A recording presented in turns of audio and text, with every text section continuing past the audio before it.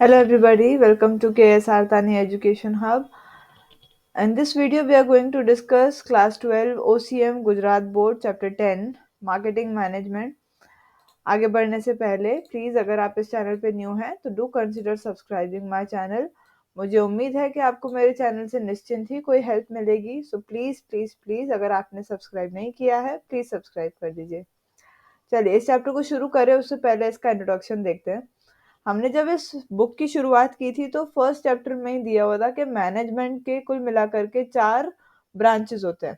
उनमें से एक ब्रांच था प्रोडक्शन मैनेजमेंट, दूसरा है ह्यूमन रिसोर्स मैनेजमेंट, तीसरा है आपका फाइनेंशियल मैनेजमेंट और लास्ट वाला था मार्केटिंग मैनेजमेंट।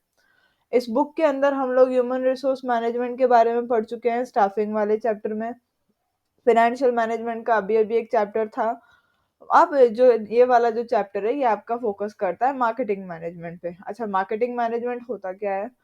तो अगर मान लीजिए आप कोई सेलर हैं, आप कुछ बेच रहे हैं, तो आप ज़ाहिर-सी बात है आप वही बेचेंगे जो सामने वाला चाहता है और इसी पूरे खेल को अपने बोल देंगे मार्केटिंग मैनेजमेंट। आपको पहले तो ये देखना है कि आपके यहाँ जहाँ पर आप कोई भी सेल कर रहे हैं, वहाँ डिमांड किस चीज़ की है और आपको उस चीज़ को लाना है, क्रिएट करना है कुछ भी करके। उसको जब आप सेल करेंगे तो आपके प्रॉफिट्स बहुत ज़्यादा हाई हो जाएँगे। इसी को अपने एक शॉर्ट और अच्छे मैनर में बोल सकते हैं मार्केटिंग मैनेजमेंट। तो इस चैप्टर की शुरुआत करते हैं। चलिए, सबसे पहले आता है इसका इंट्रोडक्शन। हर मॉडर्न एज में आपका मार्केट का किंग कौन है? कंज्यूमर है। हर कोई ऑर्गेनाइजेशन या हर कोई फर्म हमेशा यही सोचती है कि वो कंज्यूमर को कैसे सेटिस्फाई करे, है ना? इंडस्ट्रियल रेवोल्यूशन के कारण बहुत तेजी से आपका प्रोडक्शन जो है वो बढ़ा।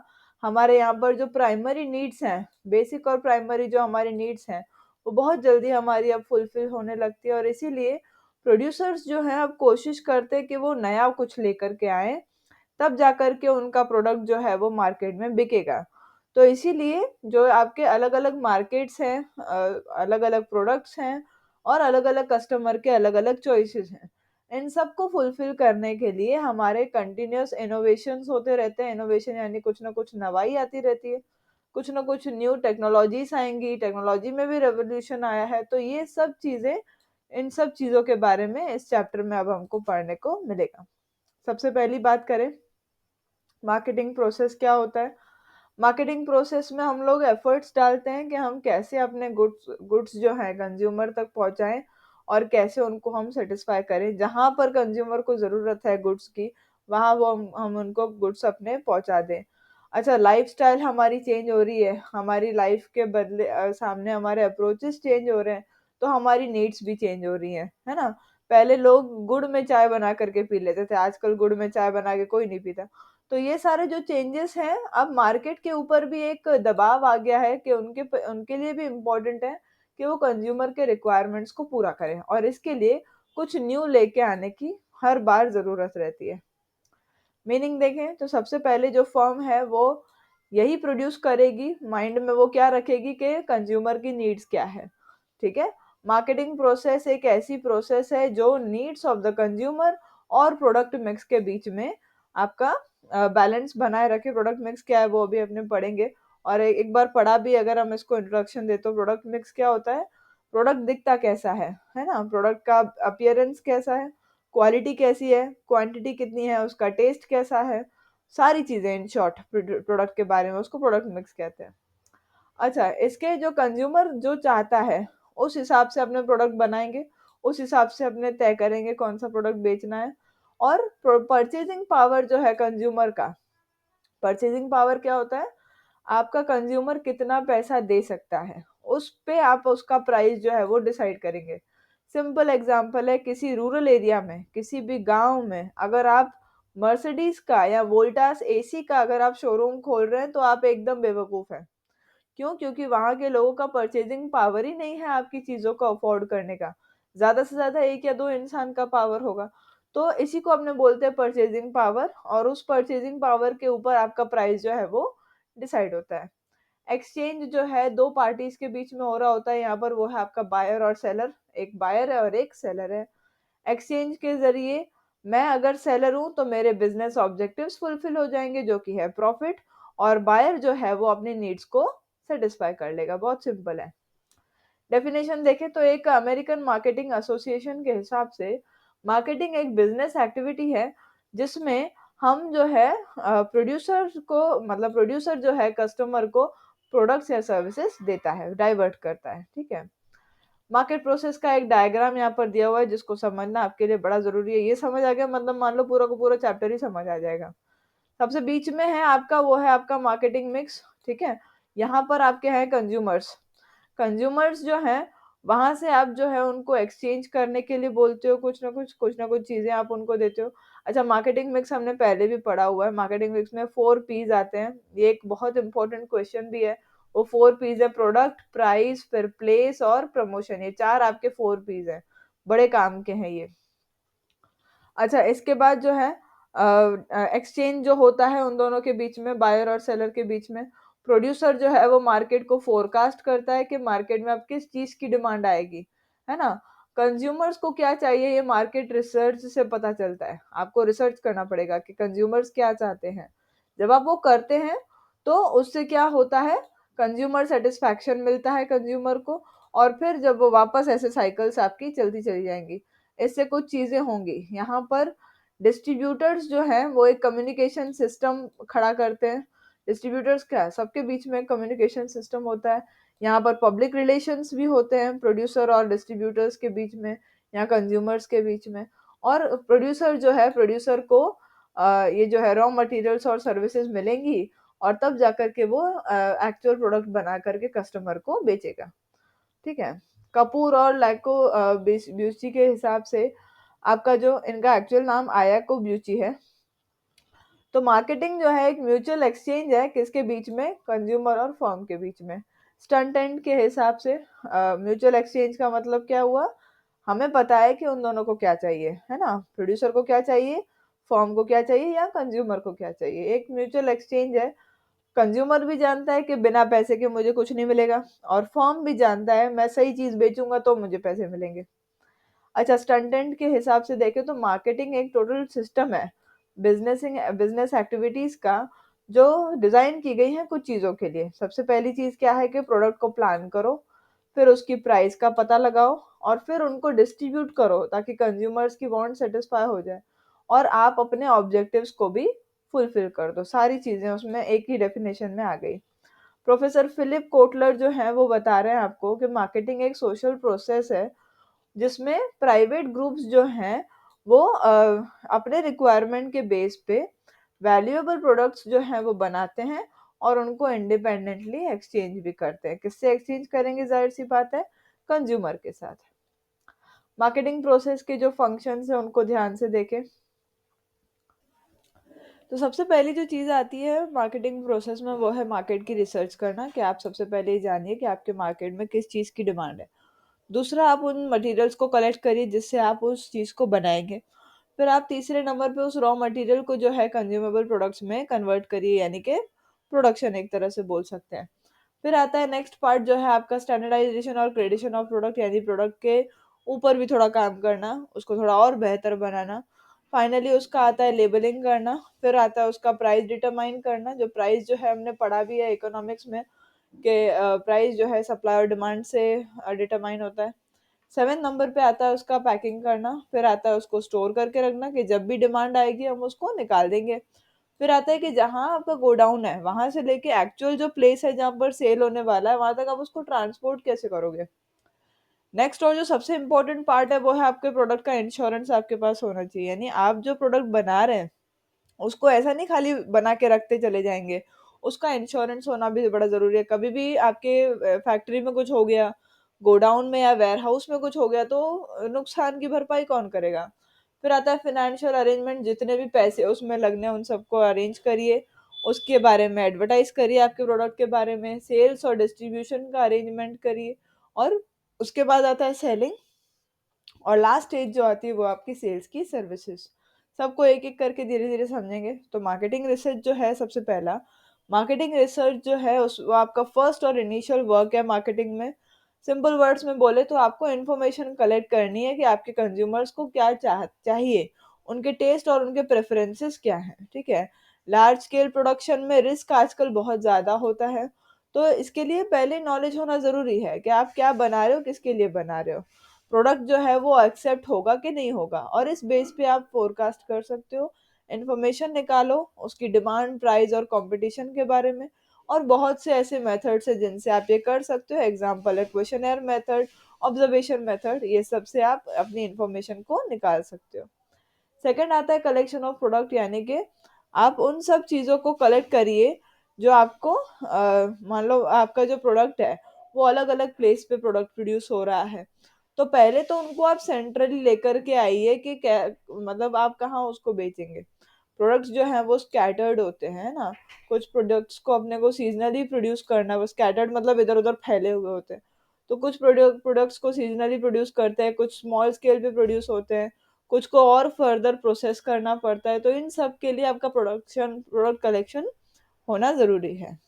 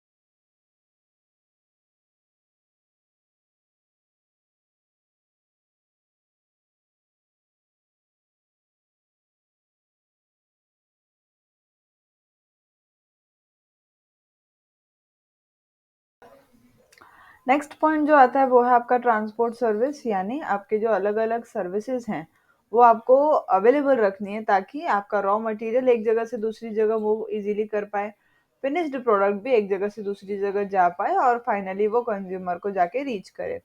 ये जो मूवमेंट है ये या तो रोड से होगा, रेलवे से होगा, वाटर से होगा या हवा से होगा।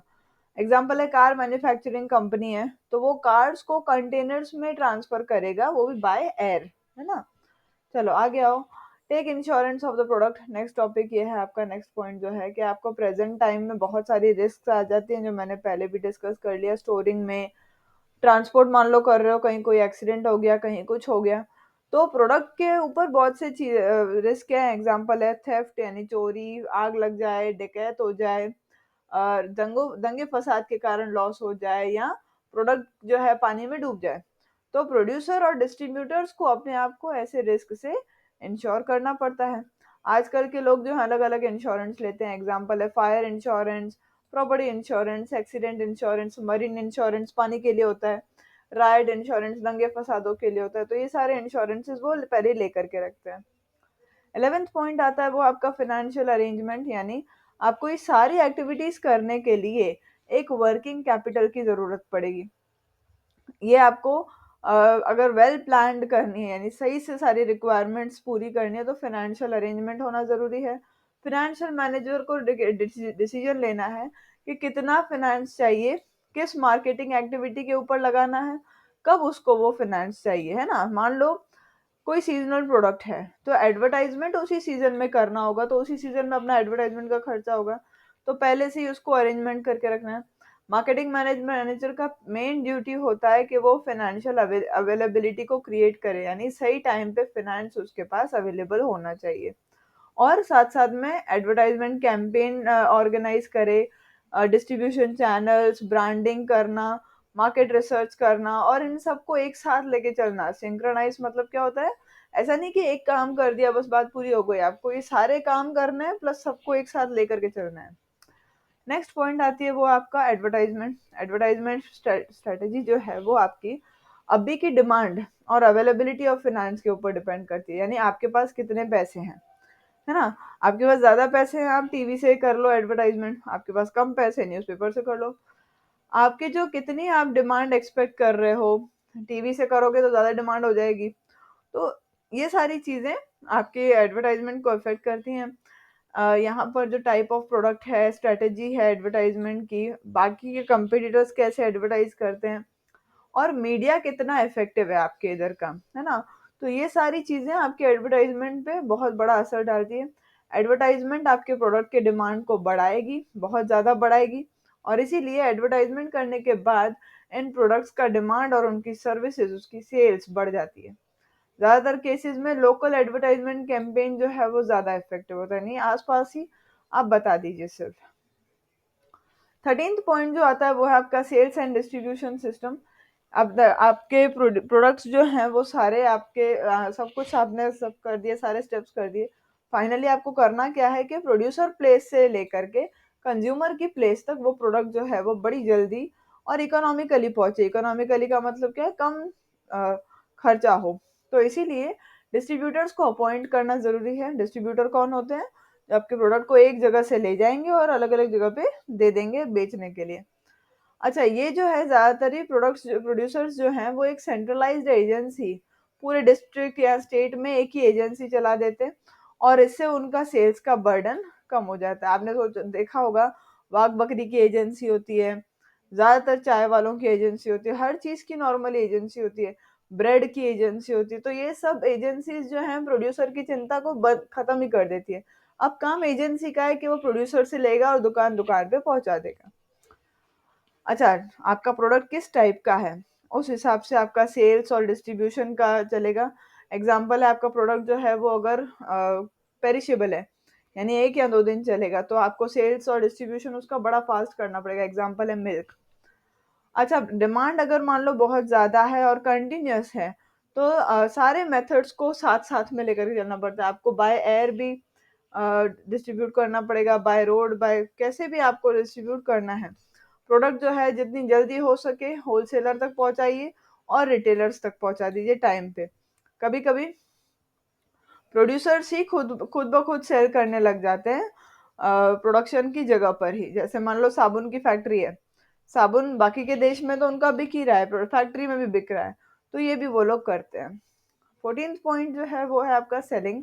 सेलिंग मतलब क्या है, एक ऐसा एक्सचेंज आपको करना है जिसमें आप प्रोडक्ट प्रोडक्ट जो है वो कस्टमर को दोगे और बदले में आप उससे लोगे क्या, मनी। मिडिल मैन का रोल यहाँ पर बहुत इंपॉर्टेंट होता है सेलिंग में, है ना। जो ज्यादा अग्रेसिव डिस्ट्रीब्यूटर होगा वो ज्यादा सेल्स खड़ी कर देगा। अग्रेसिव का मतलब वो वाला अग्रेसिव नहीं, बहुत गुस्से वाला नहीं, but the one who is very much serious about his work, है ना। बहुत ज्यादातर देखा जाता है प्रोड्यूसर जो है खुद ही प्रोडक्ट जो है वो कंज्यूमर को सेल कर रहा है। पर्सनल सेलिंग मोस्ट इफेक्टिव है यहाँ पर। अगर हम देखें तो पर्सनल सेलिंग यानी प्रोड्यूसर खुद ही सेल करे जा रहा है। लास्ट पॉइंट है वो है आपका आफ्टर सेल्स सर्विस, है ना, कि आपने बेच दिया फिर तू कौन और मैं कौन, ऐसा नहीं होता। उसके बाद भी आपको अगर चाहिए कि आपके कस्टमर्स परमानेंट और हैप्पी रहे तो आपको उनकी कंप्लेंट्स को सुनना है। अगर डिफेक्टिव पीस है तो उसको रिप्लेस करके देना है और रिपेयरिंग का काम भी करना है। कुछ प्रोडक्ट्स के लिए लोगों के घरों में उनको डेमोन्स्ट्रेशन दिखाया जाता है, यानी कि आपका प्रोडक्ट कैसे आपको यूज करना है, क्या इसके हाई पॉइंट्स हैं, क्या उसके लो पॉइंट्स हैं, सब बताए जाते हैं। एग्जाम्पल है आपके air conditioner, television, grinder, refrigerator, इन सबको यूज करने के लिए आपको टेक्निकल नॉलेज देना पड़ेगा और इसलिए आपको आफ्टर सेल सर्विसेज भी अरेंज करनी पड़ेंगी और इसके लिए आपको एक नेटवर्क क्रिएट करना पड़ेगा। कौन लोग ये काम करेंगे, ये सब आपको सोचना है। नेक्स्ट टॉपिक जो इस चैप्टर का आता है वो है आपका डिफरेंस, कि मार्केटिंग और सेलिंग के बीच में क्या डिफरेंस है। सबसे पहले दोनों का मीनिंग देखें तो मार्केटिंग जो है आपको ये आइडेंटिफाई करना है मार्केटिंग में कि आपके कस्टमर का क्या नीड है और ये आप कैसे करेंगे, कस्टमर के बारे में जानकारी इकट्ठा करके। और ये आप क्यों करते हैं, क्योंकि आपको प्रॉफिट क्रिएट करना है और कंज्यूमर का सेटिस्फैक्शन क्रिएट करना है। सेलिंग में क्या होता है, आप नॉर्मली सिर्फ और सिर्फ गुड्स और सर्विसेज को एक्सचेंज करते हो मनी के लिए, उसको अपने बोलते हैं सेलिंग। एरिया ऑफ वर्क या स्कोप देखें तो ये किसका है, कितना इसका दायरा है। एरिया ऑफ वर्क यहाँ पर बहुत ज़्यादा वाइड है। क्यों? क्योंकि आपको रिक्वायरमेंट समझनी है कस्टमर की, आपको न्यू प्रोडक्ट्स डेवलप करने हैं, आपको उसकी प्राइस पहचाननी है और उसके बाद आपको उसकी आफ्टर आफ्टर सेल्स सर्विस भी देनी है। यहाँ पर एरिया ऑफ वर्क जो है लिमिटेड है। सिर्फ और सिर्फ आपका ओनरशिप जो है वो ट्रांसफर होता है। पहले सेलर ओनर था, अब बायर ओनर है ना। चलो फिर आता है ऑब्जेक्टिव। यहाँ पर ऑब्जेक्टिव है प्रॉफिट बाय कस्टमर सेटिस्फैक्शन, यानी कस्टमर को सेटिस्फाई करके प्रॉफिट अर्न करना है। यहाँ पर भी ऑब्जेक्टिव तो प्रॉफिट ही है, लेकिन by selling products and services, यानी दोनों का रास्ता अलग अलग है। फिर आता है आपका पार्टीज। यहाँ पर जो आपके पार्टीज हैं वो कौन कौन होंगे, तो यहाँ होंगे पहले तो जो प्रोडक्ट सप्लाई कर रहा है, दूसरा है मिडिल मैन जो सेल्स डिस्ट्रीब्यूशन में लगे हुए हैं, तीसरे हैं आपके कस्टमर्स, है ना। ये सारी पार्टीज आपकी यहाँ पर मार्केटिंग में होती हैं। यहाँ पर दो ही पार्टीज हैं, वो है आपके बायर्स और सेलर्स, एक खरीदने वाला एक बेचने वाला। फिर आता है, अच्छा यहाँ मिडिल मैन कौन होते हैं पता है ना, प्रोड्यूसर के बाद होलसेलर, होलसेलर के बाद रिटेलर, रिटेलर के बाद कस्टमर। तो होलसेलर और रिटेलर जो है वो आपके मिडिल मैन हुए। फिर आता है beginning and and. Marketing process जो है वो शुरू किससे होता है, मार्केट रिसर्च से शुरू होता है और खत्म हो जाता है तो आफ्टर सेल्स सर्विस पे खत्म हो जाता है। सेल्स जो है प्रोडक्शन के बाद शुरू होती है और कस्टमर को गुड्स दे करके वो खत्म हो जाती है, प्रोवाइड करने के बाद वो खत्म हो जाती है। नीड फॉर कैपिटल देखें तो यहाँ पर किस चीज के लिए आपको पैसों की जरूरत पड़ती है। मार्केटिंग में पैसों की जरूरत पड़ेगी आपको उस प्रोडक्ट को स्टोर करने के लिए, फिर उसको ग्रेडेशन के लिए, पैकिंग के लिए, लेबलिंग के लिए, ट्रांसपोर्ट के लिए। इन सारी चीजों के लिए आपको बहुत अच्छा खासा considerable amount of working capital चाहिए। यहाँ पर क्योंकि इतने ऑपरेशंस नहीं है, इतने काम करने नहीं है, तो वर्किंग कैपिटल की ज़रूरत कम पड़ जाती है। फिर आता है आपका डायरेक्शन ऑफ एफर्ट्स। एफर्ट्स जो हैं यहाँ पर लगाए जाते हैं किस में, मैन्युफैक्चरिंग करने में, और वो भी किसके हिसाब से, कस्टमर की नीड के हिसाब से, ताकि और फिर लास्ट में हम उसको कस्टमर तक पहुंचा देते हैं। यहाँ पर क्या हम एफर्ट्स करते हैं, हम कंज्यूमर्स को तैयार करते हैं कि वो आपके पास जो प्रोडक्ट है वही खरीद जाए, यानी आप उनको बहला फुसला करके वही प्रोडक्ट दोगे जो आप चाहते हो कि ये मेरा प्रोडक्ट बिक जाए, है ना। चलो इसके बाद वाला जो है वो हम पार्ट 2 में डिस्कस करेंगे। Thank you so much for patient hearing. अगर आपने अभी भी सब्सक्राइब नहीं किया तो प्लीज सब्सक्राइब कर दीजिए। होपफुली आपको ये वीडियो जो है ये यूज़फुल लगा होगा। अगर लगा है तो प्लीज़ लाइक, शेयर और कमेंट कर दीजिएगा वीडियो पे। Thank you so much for patient hearing. Have a good day. नमस्ते।